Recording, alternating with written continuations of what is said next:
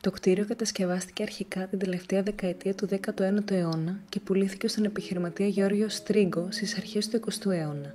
Τέλη δεκαετίας του 1930, ο Γιώργος Στρίγκος έχασε ένα σημαντικό μέρος της περιουσίας του και με τον Δεύτερο Παγκόσμιο Πόλεμο μετακόμισε στην Κηφισιά. Η οικία επιτάχθηκε από τους Γερμανούς και χρησιμεύσε ως λέσχη αξιωματικών των γερμανικών ενόπλων δυνάμεων.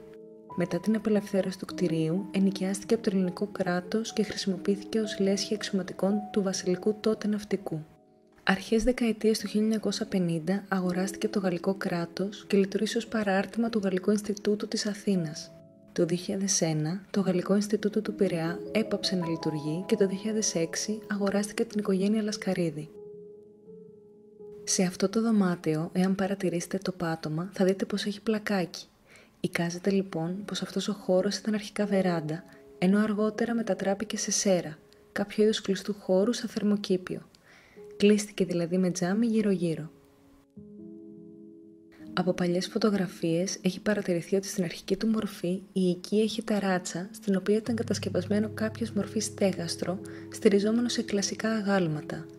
Πράγμα που δεν υπάρχει τώρα, καθώς το κτίσμα έχει μπει κεραμίδι.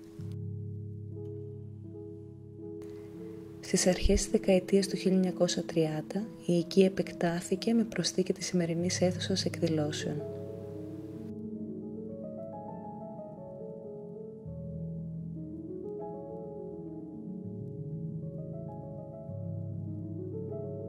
Το 2014 εκτελέστηκαν έργα αναπαλαίωσης και συντήρησης με στόχο την ανάδειξη του κτηρίου στην αρχική του μορφή και τη λειτουργία του σαν βιβλιοθήκη. Στα πλαίσια αυτά αφαιρέθηκαν εσωτερικοί τοίχοι που χώρισαν τους μεγάλους χώρους σε μικρές αίθουσες διδασκαλίας και κατασκευάστηκαν οι ξύλινες βιβλιοθήκες με αισθητική παλαιών επίπλων. Τα ταβάνια παρέμειναν ως έχουν. Ο επιβλητικός χώρος της βιβλιοθήκης δημιουργεί ένα περιβάλλον που τονίζει το παλαιό βιβλίο ως πηγή γνώσης.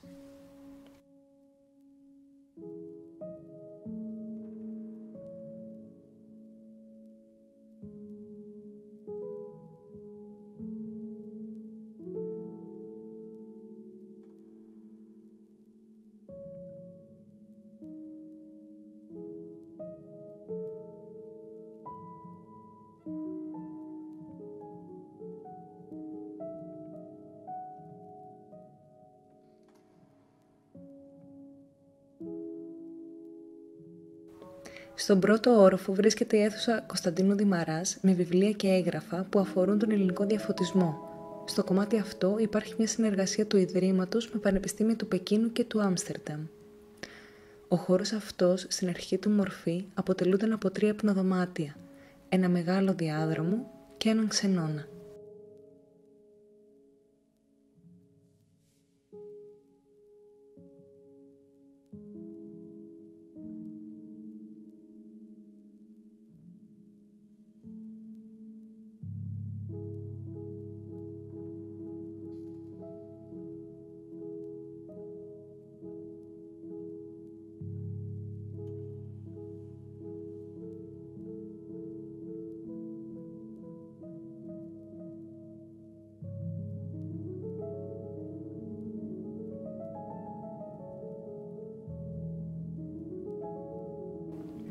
Το δωμάτιο αυτό είχε χρησιμοποιηθεί ως γραφείο από τον Γιώργιο Στρίγκο. Τα έπιπλα είναι του ίδιου. Παραχωρήθηκαν στο Ίδρυμα Λασκαρίδη από την οικογένειά του.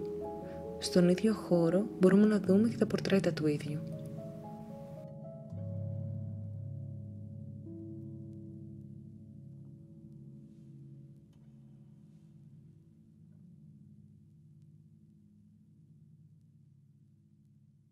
Στην αίθουσα αυτή βρίσκονται αντικείμενα κυρίως από την ναυτική συλλογή του Ιδρύματος Λασκαρίδη, όπως επιστολές του ναύαρχου Νέλσον, πλοιάρια φτιαγμένα από τα κόκαλα που έμεναν στα αποφάγια των ναυτικών, καθώς και η καμπάνα του πλοίου στο οποίο ηγείται των δυνάμεων του Ηνωμένου Βασιλείου ο ναύαρχος Νέλσον στην ναυμαχία του Τραφάλγκαρ.